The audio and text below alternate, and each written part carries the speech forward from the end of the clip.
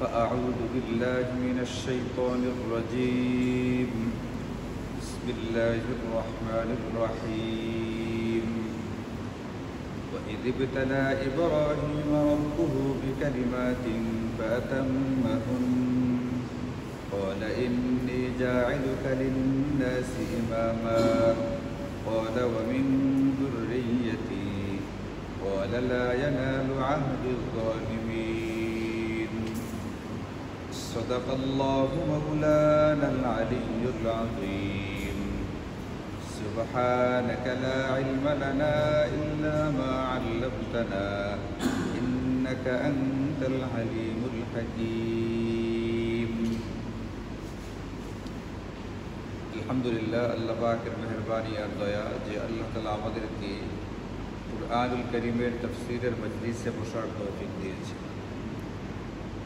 আজকেও আমরা গত সপ্তাহের মতো সূরাতুল বাকারার 124 নম্বর আয়াতে কারিমা তেলাওয়াত করেছি, যেখান থেকে আল্লাহ তাআলা বনু ইসমাঈলের আলোচনা শুরু করেছেন।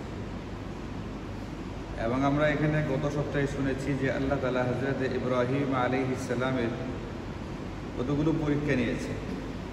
পরীক্ষক খোদ আল্লাহ তাআলা, পরীক্ষার্থী হযরত ইব্রাহিম আলাইহিস সালাম। এবং পরীক্ষা কেন নিয়েছিলেন সেটাও আমরা গত সপ্তাহে আলোচনা করেছি। এবং কোন কোন বিষয়ে বা কিভাবে পরীক্ষা নিয়েছিলেন সেই আলোচনা আমাদের চলছিল। এখানে আমরা আলোচনা করেছিলাম যে প্রথমত আল্লাহ তাআলা হযরত ইব্রাহিমকে তার নিজ এলাকার মানুষজন, এমনকি পরিবারের লোকজন, তার পিতা আজর সহকারে খোদ ওই জামানার বাদশাহ নমরুদের মুখোমুখি হইতে হইল এবং তিনি অগ্নিকুণ্ডে নিক্ষিপ্ত হলেন। দ্বিতীয় পরীক্ষা ছিল আল্লাহ পাকের পক্ষ থেকে নির্দেশ ছিল হিজরতের জন্য, তিনি সিরিয়াতে হিজরত করলেন। 3 নম্বর পরীক্ষা আমরা আলোচনা করেছিলাম, সিরিয়া থেকে আবার হিজরতের হুকুম হলো। তা হযরতে হাজেরা আর হযরতে ইসমাঈল ছোট্ট শিশু, ইনাদেরকে তিনি জনমানবহীন, তৃণ পানিবিহীন একটা এলাকা মক্কা মরুভূমিতে রেখে এসেছিলেন। এবং ওনাদেরকে রেখে তাকে বলা হলো আপনি এখান থেকে চলে যান। তিনি এখান থেকে সরে গেলেন। হযরতে ইব্রাহিম তার স্ত্রী এবং তার ছোট্ট পুত্র সন্তানকে রেখে তিনি এখান থেকে আবার নিজ জায়গায় সিরিয়াতে ফেরত দিলেন। এইভাবে হযরতে ইব্রাহিম আলাইহিস সালাম মাঝে মধ্যে তাদেরকে দেখতে আসতেন, ওনারা কেমন আছেন, কিভাবে চলছে খোঁজখবর নেওয়ার জন্য আসতেন মাঝে মধ্যে। তো একবার যখন হযরতে ইসমাঈল আলাইহিস সালাম এতটুকু বড় হলেন যে এখন তিনি ইচ্ছা করলে তার বাবার সাথে এদিক সেদিক যাওয়া আসা করতে পারেন, মসজিদে যাওয়া, ঈদগাহে যাওয়া, মাঠে যাওয়া, বাজারে যাওয়া, দাওয়াতি কার্যক্রমে বাবার সাথে অংশগ্রহণ করা, এখন বাবার হাত ধরে এদিক সেদিক যাওয়ার মতো একটা বয়সে তিনি উপনীত হলেন।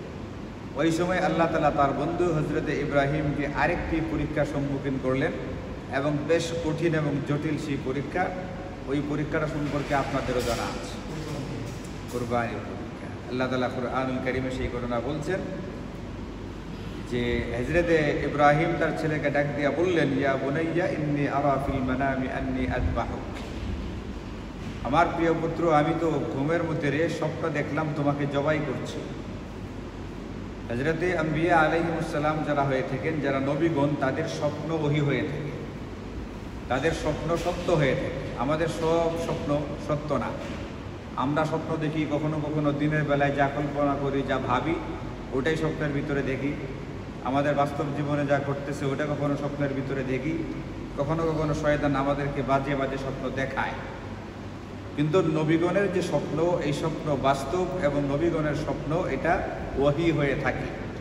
তিনি যখন দেখলেন যে তার ছেলে হযরতে ইসমাঈলকে তিনি জবাই করছেন, তো তিনি বুঝে নিলেন যে আল্লাহ পাকের পক্ষ থেকে তাকে নির্দেশ দেওয়া হয়েছে তার সন্তানকে আল্লাহ পাকের উদ্দেশ্যে কুরবানি করবার জন্য। তো তিনি তো পরীক্ষাতে অংশগ্রহণ করবেন। আগের পরীক্ষাগুলো থেকেই আমরা বুঝেছি এটাতে তিনি যথারীতি অংশগ্রহণ করবেন। তারপরও ইসমাঈলের এখানে পরীক্ষার ভিতরে আরেকজনের একটা ব্যাপার আছে। এটা শুধু এককভাবে নিজের সাথে না, এখানে ছেলেও জড়িত। ছেলের মতামতটা নেওয়া দরকার। মতামতটা নেওয়া দরকার মানে ছেলে যদি না বলে তাহলে তিনি কুরবানি করবেন না, এটা না। ছেলে না করলেও তিনি কুরবানি করতেন, যেহেতু আল্লাহ পাকের হুকুম। বাকি ছেলে যদি স্বেচ্ছায় রাজি থাকে তাহলে কুরবানির পদ্ধতিটা হবে এক রকমের, আর ছেলে যদি স্বেচ্ছায় রাজি না থাকে তাহলে কুরবানির পদ্ধতিটা হবে আরেক রকমের। কুরবানি তিনি করবেনই, তিনি ছেলেকে বললেন যে আমি তো বাবা এরকম স্বপ্ন দেখলাম, এখন আমার কী করা। নবীর ছেলে নবী, যিনি ভবিষ্যতে নবী হতে যাচ্ছেন, তার সন্তান তো ওইরকমই হবে। তো তিনি যখন বললেন যে আমি তোমাকে স্বপ্ন দেখলাম, ইন্নী আরা ফিল মানামি আন্নী আযবাহুক ফানজুর মাযা তারা, তিনি বললেন যে ইয়া আবাতি, যে হে আব্বাজান, আপনি স্বপ্নে যা দেখেছেন তা বাস্তবায়িত করুন। ইফআল মা তুমার, আপনাকে যা করতে বলা হয়েছে আপনি সেটাই করেন। সাতাজিদুনি ইনশাআল্লাহু মিনাস সাবিরিন, আল্লাহ চাইলে আপনি আমাকে সাবের, ধৈর্যশীলদের অন্তর্ভুক্ত পাবেন। যেমন বাপ সেরকম ছেলে, তিনিও কুরবানির জন্য প্রস্তুত হইলেন। শুধু প্রস্তুত হইলেন এটা না, কুরবানি হওয়ার জন্য পিতাকে বেশ কিছু ক্ষেত্রে পরামর্শও দিলেন যে কুরবানি করতে গিয়ে কিন্তু আপনার যদি আমার চেহারার উপরে দৃষ্টি পড়ে মায়া চলে আসতে পারে, এটা হতে পারে, ওটা হতে পারে, কুরবানি নাও হতে পারে, আপনি এইভাবে করেন ওইভাবে করেন, তাহলে কি কুরবানিটা ঠিকঠাক মতো হবে। তো এই যে একটা কঠিন পরীক্ষা আল্লাহ পাকের পক্ষ থেকে হযরত ইব্রাহিম আলাইহিস সালামকে নেওয়া হইল, এবং হযরত ইসমাইল তার বাবার কথার উত্তরে তিনি বেশ কয়েকটা কথা বললেন, খুবই চমৎকার। একটা হচ্ছে এইটা, তিনি তার কথার ভিতরে ইনশাআল্লাহ বলছেন। আমি সামনে যে কাজটা করতে যাচ্ছি একটা বিরাট কাজ, একটা কঠিন কাজ। নিজেকে ছুরির নিচে শোয়া দেওয়া, ছুরির সামনে নিজেকে পেশ করা, এটা কোনো মামুলি কোনো ব্যাপার না। কিন্তু এই ক্ষেত্রেও তিনি তার নিজের উপরে বাহাদুরি করলেন না, নিজের ব্যাপারে কোনো অহংকার অহমিকা এইগুলো প্রদর্শন করলেন, বরং ছেড়ে দিলেন কার উপরে?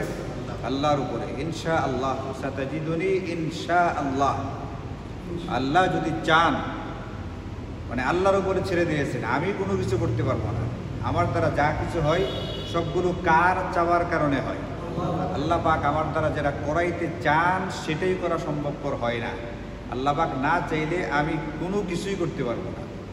এই জন্য দুনিয়াতে অনেক সময় অনেক মানুষ এমন আছে যারা কথায় কথায় বলে আমি এটা করেছি ওটা করেছি, আমি দেশের জন্য এইটা করেছি ওটা করেছি, আমি আমার নির্বাচনের যে এলাকার মানুষের জন্য এইটা করেছি ওটা করেছি। এই জাতীয় কথাগুলো এই শিক্ষা থেকে আমরা নেই, এই আয়াত থেকে যদি শিক্ষা নেই তাহলে এইগুলো কি করার কথা না, বলার কথা না। আমি যেগুলো করি এগুলো কার চাওয়ার কারণে করা হচ্ছে? আল্লাহ পাকের চাওয়ার কারণে করা হচ্ছে, এবং তিনি আমাকে দিয়ে করিয়েছেন, পড়াচ্ছেন। জিনিসটা মাথায় রাখতে হবে। এখানে আমরা ছোট্ট একটা ভুল করি, সেটা হলো এটা, ইনশাআল্লাহ কোথায় বলতে হবে, আলহামদুলিল্লাহ কোথায় বলতে হবে, এটা নিয়ে একটু অনেক সময় গড়বড় হয়ে যায়। এটা খেয়াল রাখতে হবে। হযরত ইব্রাহিম ইসমাইলকে জবাই হয়ে গেছিলেন না সামনে হবেন? কুরবানি হয়ে গেছিলেন না সামনে হবেন? সামনে হবে। সামনে যেটা সেটাকে বলে ভবিষ্যৎ। তো ভবিষ্যতের ক্ষেত্রে বলতে হয় ইনশাআল্লাহ। সামনে যে অবস্থাটা আসতেছে, সামনে কোনো কাজ করা না করার ব্যাপারে কথা বলতে গেলে তখন আমাদেরকে বলতে হবে ইনশাআল্লাহ। আর অতীতকালের কোনো কাজ যদি হয়ে থাকে তাহলে সেই ক্ষেত্রে বলতে হবে আলহামদুলিল্লাহ। যেমন আমি আপনাকে জিজ্ঞেস করলাম যে আপনি কেমন আছেন, তো আপনি বললেন যে ইনশাআল্লাহ ভালো আছি, এটা না। আমি আপনাকে জিজ্ঞেস করি সামনেরটা না, কারণ সামনে আমি ভালো থাকবো না অসুস্থ হবো সেটা তো আমার এখনও কি নেই, জানাই নেই। এখন পর্যন্ত কি আছে? সুস্থ আছি। তাহলে এখন পর্যন্ত যেটা আছে এটা তো অতীত। এখন ঠিক এই মুহূর্ত থেকে অতীতেরটা আমি ভালো আছি, এখানে বলতে হবে আলহামদুলিল্লাহ, আল্লাহ পাকের মেহেরবানি, আল্লাহ পাকের দয়া যে আমি সুস্থ আছি, ভালো আছি। যদিও টুকটাক অসুখ আছে, কিন্তু আমার চেয়ে আরও বেশি অসুখওয়ালা বহু মানুষ দুনিয়াতে আছে। তাদের চেয়ে তো আল্লাহ পাক কি রাখছেন? আমাকে ভালো রাখছে। এই জন্য অতীতকালের বিষয় হলে তখন সেখানে বলতে হবে আলহামদুলিল্লাহ, আর ভবিষ্যতের কোনো বিষয় হলে সেখানে বলতে হবে ইনশাআল্লাহ। এবং ইনশাআল্লাহ কথাটা অতি অবশ্যই বলতে হবে মনে করি। ভবিষ্যতের ক্ষেত্রে যখন বলি তখন বলবো এতটুকু না, ভবিষ্যতের বিষয়ে কোনো কথা বললে সেখানে ইনশাআল্লাহ বলা চাই, বলাটা উচিত। আমার কর্তব্য এটা, করণীয় এটা, আমার মুখ থেকে ইনশাআল্লাহ বের হবে। ঢাকা থেকে কবে ফিরতেছেন? আগামীকালকে ইনশাআল্লাহ। সঙ্গে সঙ্গে বলতে হবে ইনশাআল্লাহ, যদি আল্লাহ চান। এটার অর্থটা হচ্ছে যদি আল্লাহ চান। আর নতুবা ঢাকা থেকে ফিরতে গিয়ে কত মানুষ একবারে না ফেরার দেশে চলে যেতেছে, এমন হইতেছে না? গতকালকেই তো খবরটা বললাম, সম্ভবত কুমিল্লা থেকে নারায়ণগঞ্জে যাচ্ছে বিয়ের জন্য, গাড়িতে করে বরযাত্রী যাচ্ছিল কুমিল্লা থেকে কোথায়? নারায়ণগঞ্জ। ভয়াবহ মানে দুঃসংবাদ, যে কোনো অ্যাক্সিডেন্ট হয় নাই, এমনি যেতেছে গাড়ির ভিতরে একজন স্ট্রোক করে গাড়ির ভিতরেই মারা গেছে। তাও আবার কে জানেন? কে? বর নিজে। আপনি চিন্তা করেন, বিয়ে করতে যাইতেছে বড় যাত্রীদের একজন যাত্রী গাড়ির ভিতরে, ভালো মানুষ, সে এটার ভিতরে স্ট্রোক করে একবারে মারাই গেছে। তাও আবার মারা গেছে কি? বর যাত্রীদের অন্য একজন না, খোদ বর নিজে মারা গেছে। আপনি এবার চিন্তা করেন জিনিসটা। তো সেই হিসেবে আমরা কি ভালো আছি না? ভালো আছি না। এবং ঢাকার থেকে যে নেত্রকোনা পর্যন্ত নিরাপদে ফিরবো, আল্লাহ না ফিরাইলে ফেরার কোনো সুযোগ আছে? গাড়ির ভিতরে থাইকা কোনো অ্যাক্সিডেন্ট ঘটবে না, এরপরেও মানুষ মারা যাইতে পারে না? পারে না? এই ঘটনা জ্বলন্ত প্রমাণ যে মানুষ মারা যেতে পারে। এই জন্য ভবিষ্যতের যে কোনো কিছু বলতে গেলে কি বলতে হবে? ইনশাআল্লাহ। যারা আমরা কোরআন থেকে পাইলাম, হযরত ইসমাঈলের বক্তব্য থেকে, যখন তার বাবা ইব্রাহিম বললেন, আমি তো স্বপ্নে দেখলাম তোমাকে কুরবানি করছি, এখন তো কুরবানি করা উচিত, তোমার কি মতামত? তিনি বলেন যে ইফআল মা তুমার সাতাজিদুনি ইনশাআল্লাহ। ইনশাআল্লাহ আপনি আমাকে পাবেন মিনাস সাবিরিন, ধৈর্যশীলদের অন্তর্ভুক্ত। এখানে আর একটা চমৎকার কথা তিনি বলছেন। তিনি এটা বলেন নাই যে আপনি আমাকে ধৈর্যশীল পাবেন। যদি শুধু এটা বলতেন যে আপনি আমাকে ধৈর্যশীল পাবেন, তাহলে কথার অর্থ হয় এটা, আমি পৃথিবীতে একমাত্র ধৈর্যশীল, বিরাট ধৈর্যের একটা ব্যাপার স্যাপার আমার মধ্যে আছে। তিনি শব্দটা বলেছেন মিনাস সাবিরিন। এই পৃথিবীতে বহু আল্লাহওয়ালা সাবের এরকম আছেন, ধৈর্যশীল আছেন। অন্যান্য ধৈর্যশীলদের মধ্যে আপনি আমাকেও একজন পাবেন। মানে আমি একা একটা এরকম না ব্যাপারটা। যেমন অনেক সময় এরকম হয়, আমরা যারা দাওয়াত এবং তাবলীগের লাইনে কাজ করি, তখন কথাটা হলো একটা যে ভাই এটা হচ্ছে নবীওয়ালা মেহনত। কিওয়ালা মেহনত? এটা একটা মেহনত। তো এটা একটা কথা যে নবীওয়ালা বেশ কয়েকটা মেহনত আছে, তার ভিতরে এটাও একটা। এটা একটা কথা। আর একটা হচ্ছে এইটাই একমাত্র নবীওয়ালা মেহনত। এই কথার মধ্যে পার্থক্য আছে না? আছে। দাওয়াত এবং তাবলীগের যে কাজটা, এটাই একমাত্র নবীওয়ালা মেহনত। তার মানে বুঝায় অন্য যতগুলো কাজ আছে একটাও নবীদের কাজ ছিল না, শুধু এটাই কাজ ছিল। আরেকটা হলো যে না, অন্যান্য বহু মেহনত আছে, অনেকগুলো নবীওয়ালা মেহনতের ভিতরে এটাও একটা মেহনত। নবীদের কাজগুলোর ভিতরে এটাও কি একটা মেহনত। তো কথার মধ্যে পার্থক্য আছে না? কথার মধ্যে পার্থক্য আছে। যারা এটা বলবে এটাই একমাত্র নবীওয়ালা মেহনত, তার এই কথা গলত, তার এটা ভুল, এটা বিভ্রান্তিকর কথাবার্তা। আর যদি বলে যে না নবীওয়ালা মেহনত তো অনেকগুলো ছিল, তার ভিতরে এটাও একটা, এই কথাটা সুন্দর, এই কথাটা গ্রহণযোগ্য, এই কথাটা মুনাসিব। কুরআনুল কারীমের একটা আয়াত 4 জায়গাতে আছে, একই আয়াত 4 জায়গাতে।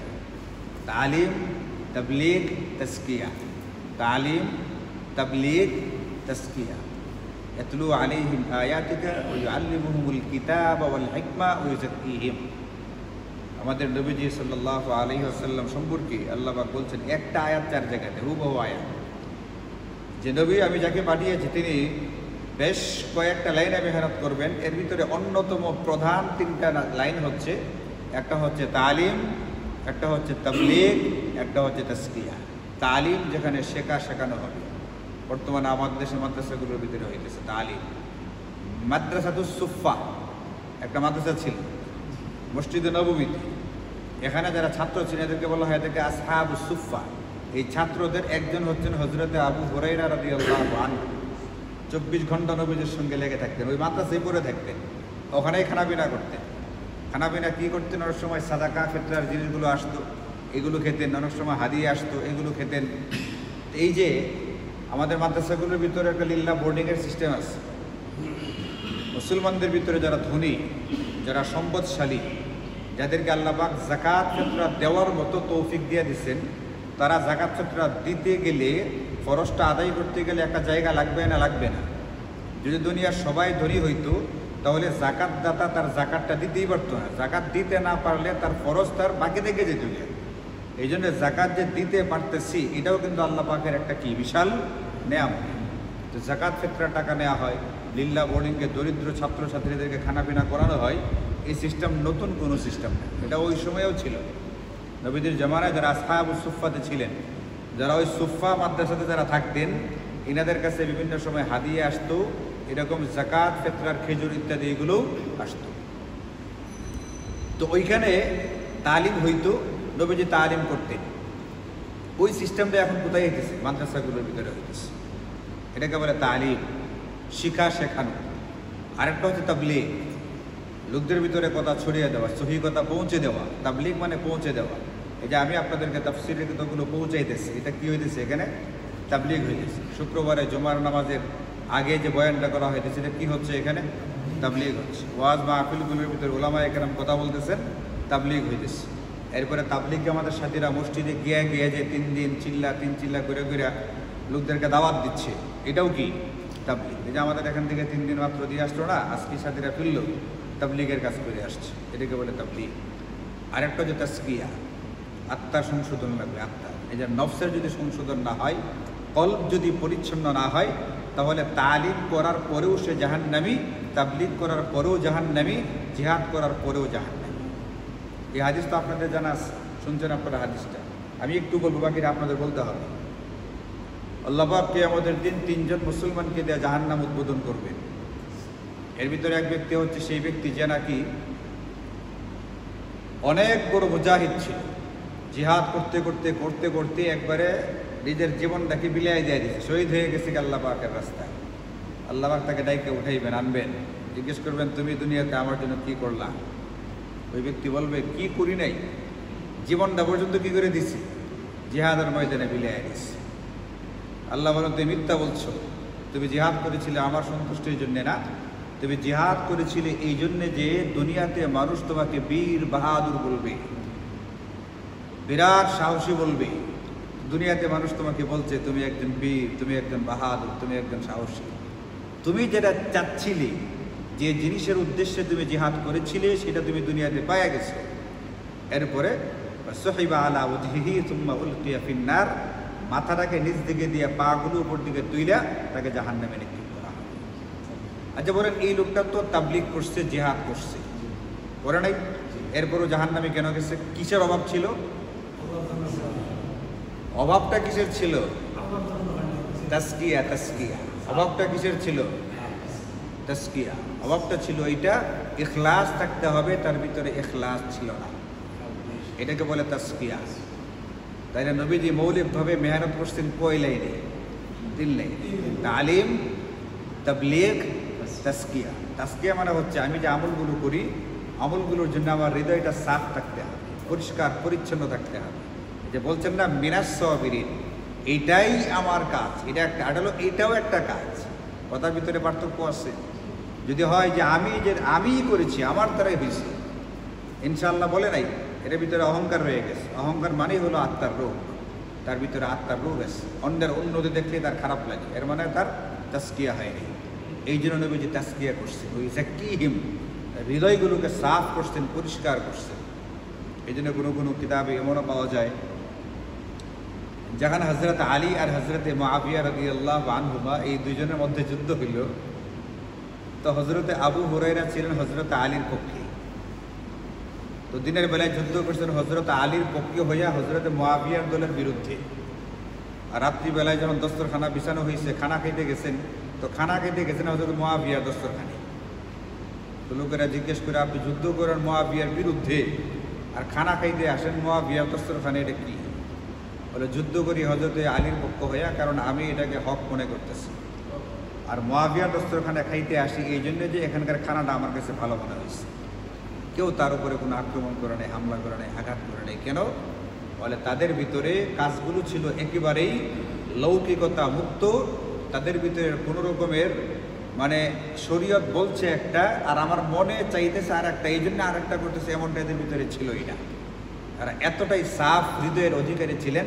এই সাফটা কাজ কে করেছিলেন?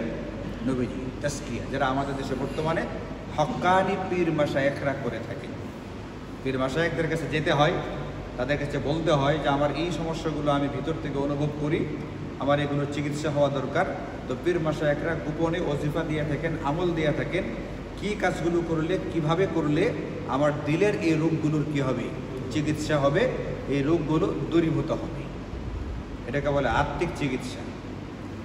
পৃথিবীতে যত শারীরিক অসুখ বিসুখ আছে, যত রকমের শারীরিক অসুখ বিসুখ আছে, একটা অসুখও এরকম নাই যে অসুখটাতে কোনো মানুষ মারা গেলে ব্যক্তিটাকে জাহান্নামে যেতে হবে। একটা অসুখ এমন নাই। বরং শারীরিক যত রকমের অসুখ বিসুখ আছে সবগুলোর উল্টা অনেক ফজিলত আছে। গুনাহ মাফ হয়ে যায়, জান্নাতে মর্যাদা বাড়ায় দেওয়া হবে, কোনো কোনো অসুখে মারা গেলে তাকে শহীদের মর্যাদা দেওয়া হবে। কিন্তু আমাদের আত্মার যে রোগগুলো আছে এগুলো এতই জটিল এবং এতই কঠিন যে মানুষ একটা যদি আত্মার রোগে রোগাক্রান্ত হয়ে থাকে তাহলে এই ব্যক্তি নিশ্চিতভাবে কিছুদিনের জন্য হলেও জাহান্নামে যাবে। যেমন অহংকার একটা আত্মার রোগ, হিংসা করা একটা আত্মার রোগ, বেশি বলতে চাওয়া এটা একটা আত্মার রোগ, বেশি খেতে চাওয়া এটা একটা আত্মার রোগ, মানে লোভ করা, লোভ, যে কোনো জিনিসের লোভ করা এটা একটা আত্মার রোগ। এই যে এই ধরনের অনেকগুলো রোগ আছে। তো মৌলিকভাবে ইমাম গাজ্জালী রাহিমাহুল্লাহ তার তাবলীগে দ্বীন কিতাবের ভিতরে বলছেন 10টা এরকম মৌলিক বড় বড় রোগ আছে।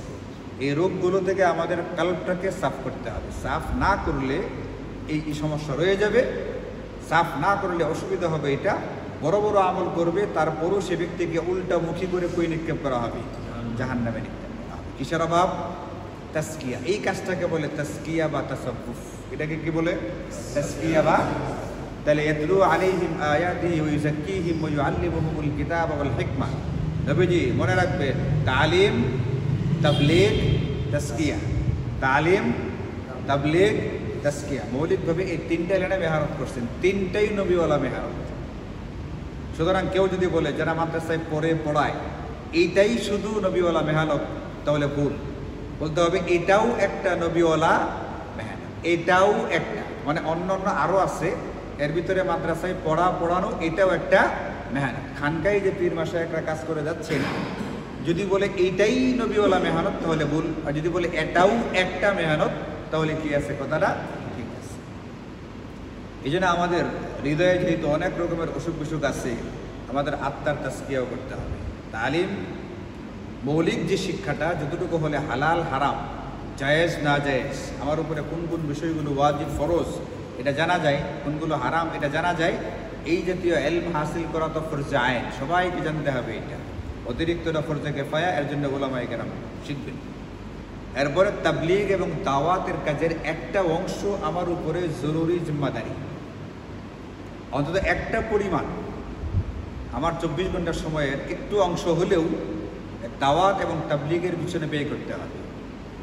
যেটাকে আল্লাহ তাআলা কুরআনুল কারীমে আল আমরু বিল মারুফ ওয়ান নাহয়ু আনিল মুনকার, সৎ কাজের আদেশ এবং অসৎ কাজের নিষেধ বলে বারবার উল্লেখ করেছেন। এই জন্য দাওয়াত এবং তাবলীগের ভিতরে আমার ইজতেমাই হোক ইনফিরাদে হোক, কোনো না কোনোভাবে কিছুটা অংশগ্রহণ অতি অবশ্যই থাকতে হবে, কারণ এটাও নবীওয়ালা কাজের একটা গুরুত্বপূর্ণ অংশ। আর আমি প্রচুর পরিমাণে তালিম করলাম, কিন্তু তাবলীগের ভিতরে আমার কোনো ধরনের অংশগ্রহণ নেই, আমি ক্ষতির মধ্যে রয়ে গেছি। তাবলীগের ভিতরে আছি, তালিমের সাথে আমার কোনো রকমের সম্পর্ক নাই, আমিও ক্ষতির মধ্যে আছি। আমি তাসকিয়া খানকাতে আসি, হাজার বার জিকির করতেছি, কিন্তু না তাবলীগে আমার কোনো অংশগ্রহণ আছে, না তালিমে আমার কোনো অংশগ্রহণ আছে। এর মানে আমিও সুনিশ্চিত ক্ষতির মধ্যে রয়ে গেছি। এই জন্য তালিম, তাবলীগ, তাসকিয়া, প্রয়োজনে জিহাদ, এইগুলোর ভিতরে আমার অংশগ্রহণ থাকতে হবে।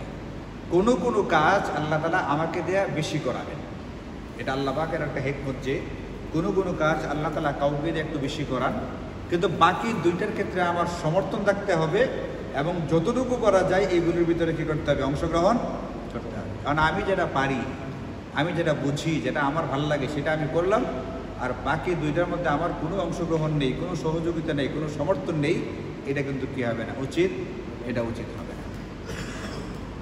শায়েখ জাকারিয়া কান্দালাবি রাহিমাহুল্লাহ ফাজায়েল আমাল যে কিতাবটা আছে, এই কিতাবের হেকায়াতে সাহাবা কিতাবের একটা অধ্যায় আছে যেখানে ইলম হাসিল করার জন্য সাহাবায়ে কেরাম কি পরিমাণ কুরবানি আর ত্যাগ স্বীকার করছেন, এটা একটা চ্যাপ্টার আছে। ফাজায়েল আমলের হেকায়াতে সাহাবা যে অংশটা, ফাজায়েল আমল তো কয়েকটা কিতাব আছে, কিন্তু এটা আপনারা জানেন কি না। ফাজায়েলে তাবলীগ একটা কিতাব, ফাজায়েলে নামাজ আর একটা কিতাব, ফাজায়েলে রমজান এটা আরেকটা কিতাব, এরকম একটা কিতাব আছে হেকায়াতে সাহাবা।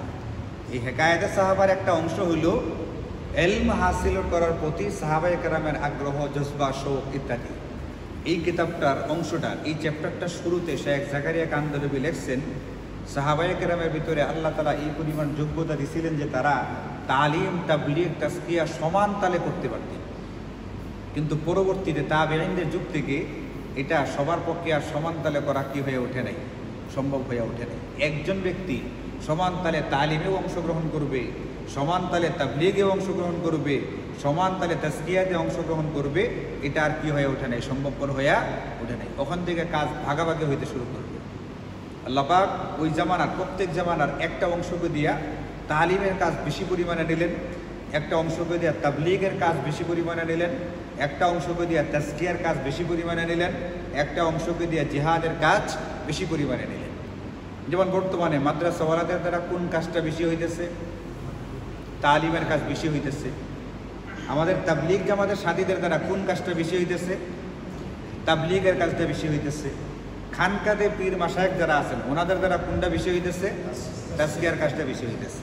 তো যার দ্বারা যে কাজটা বেশি হয় হোক, এটা অসুবিধা নেই, কিন্তু প্রত্যেকের জন্য কর্তব্য করণীয় হচ্ছে আমার দ্বারা, আমার মেজাজের সাথে মিল করবার কারণে একটা কাজ বেশি হচ্ছে, আমার যোগ্যতার কারণে আমার দ্বারা একটা কাজ বেশি হচ্ছে, আর বাকি দুইটা কাজকে আমার সমর্থন করা, সহযোগিতা করা এবং যতটুকু করা যায় ন্যূনতম পরিমাণে অংশগ্রহণ করা, এটা হচ্ছে আমাদের জন্য করণীয় কর্তব্য।